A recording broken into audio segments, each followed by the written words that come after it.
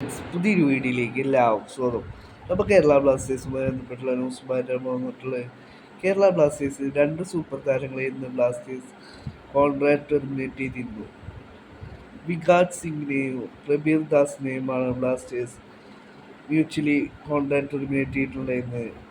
വികാസ് സിംഗ് ബ്ലാസ്റ്റേഴ്സിന് വേണ്ടി ഇതുവരെ അരങ്ങേറ്റം കുറിച്ചിട്ടില്ല. ബ്ലാസ്റ്റേഴ്സ് ലോണിൽ വിടുകയായിരുന്നു മുഹമ്മദ് സസിയിലേക്ക് വികാസ് സിംഗിനെ.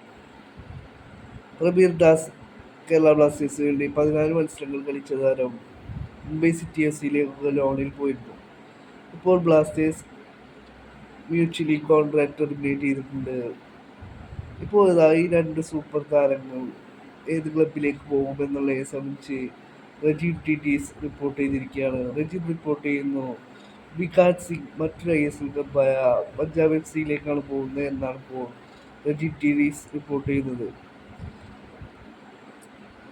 പ്രബീർ ദാസ് പോകുന്നത് ISLലേക്ക് പ്രൊമോട്ടായി വന്നിട്ടുള്ള ഇന്റർ കാശിയിലേക്കാണ്